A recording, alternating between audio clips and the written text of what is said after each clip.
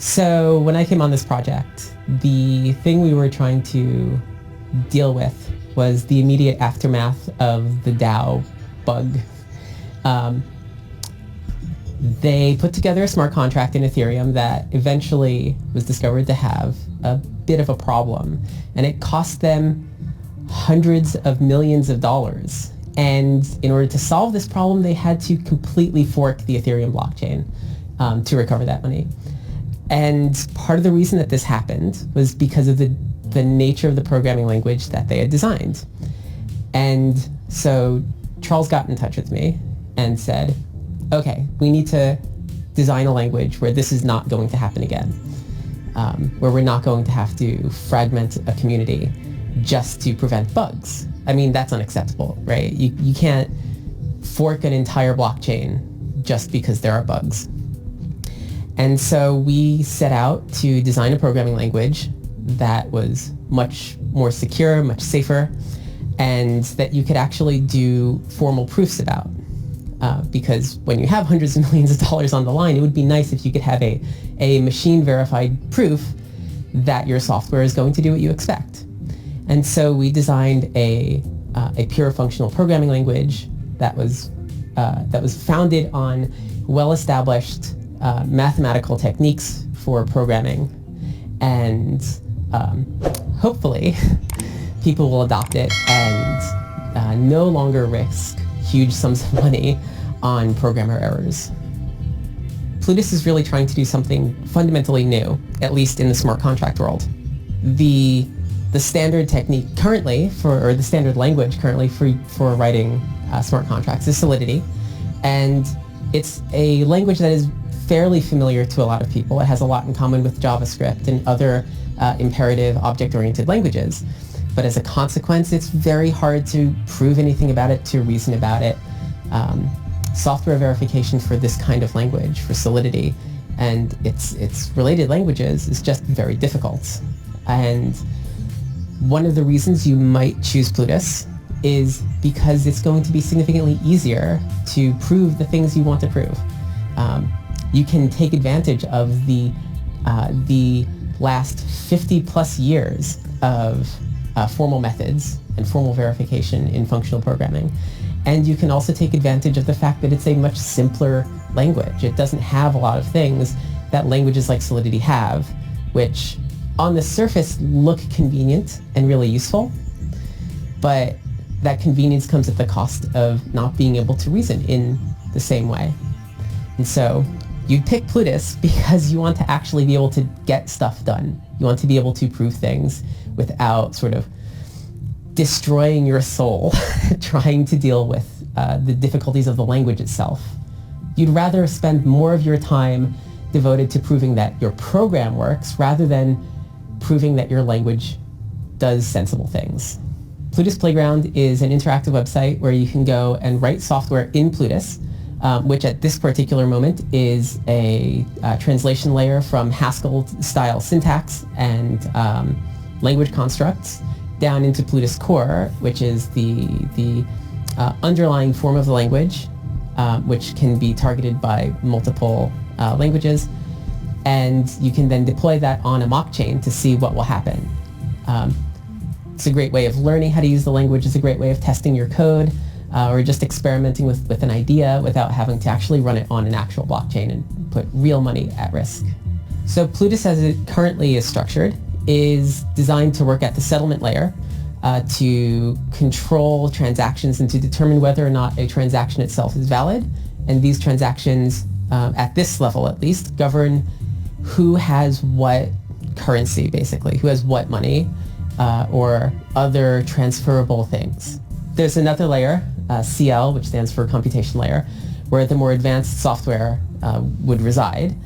And that's where things that are much more like smart contracts live. That's where you start talking about things other than just who has what currency, but rather what sorts of programs are being deployed to control organizations, to control robots in the world, whatever it is that you want to run on the Cardano blockchain.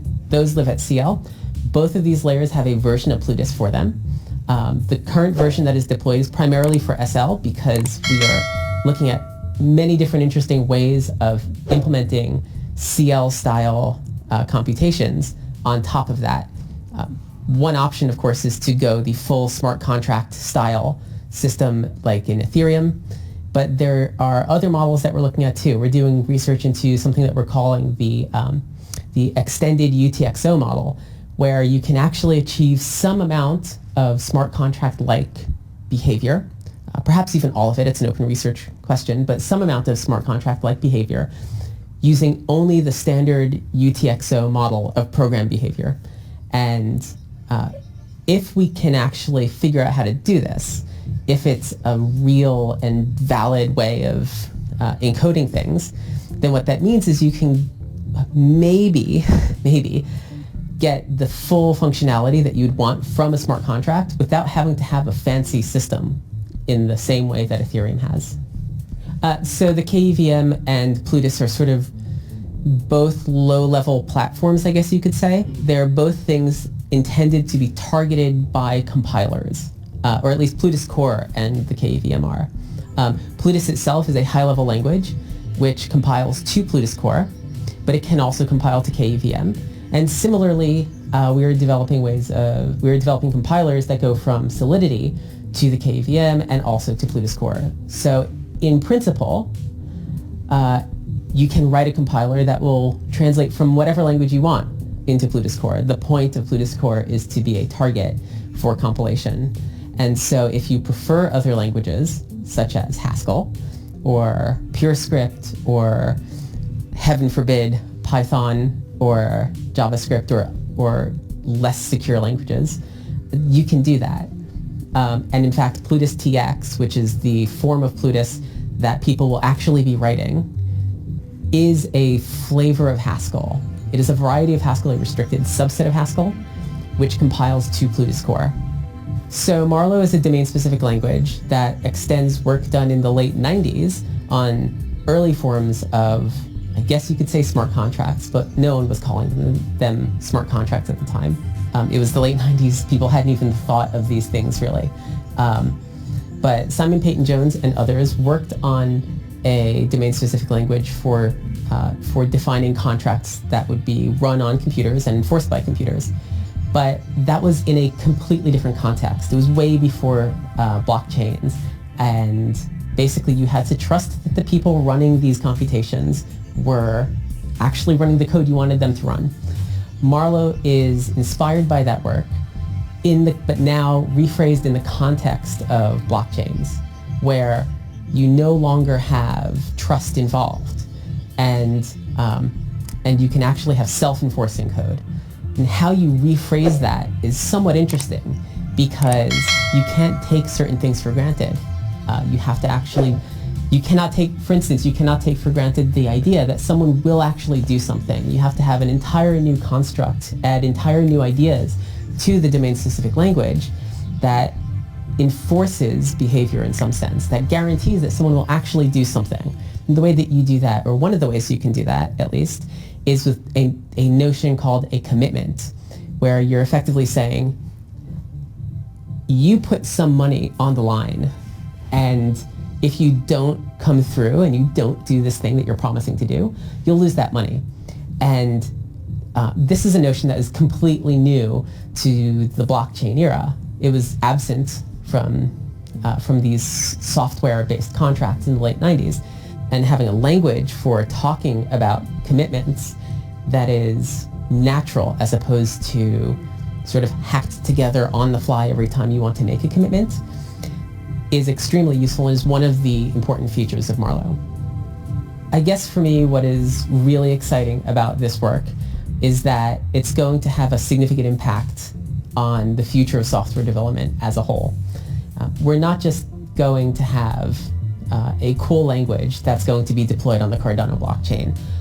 This language demands of us that we use more powerful programming techniques. And because we're putting this in the hands of so many people, those techniques will suddenly be used by many more people than ever before. And that means that more people will be learning these techniques, more people will be teaching these techniques to one another, more people will be exploring the tools that you need for these techniques, and we're just going to see an explosion of formal methods and machine verification of software unlike anything before. And so it's going to be very interesting over the next 10 years to see what's going to come out of this, because it may well be the case that Cardano and Plutus in particular bring about a whole new era of secure, verified software.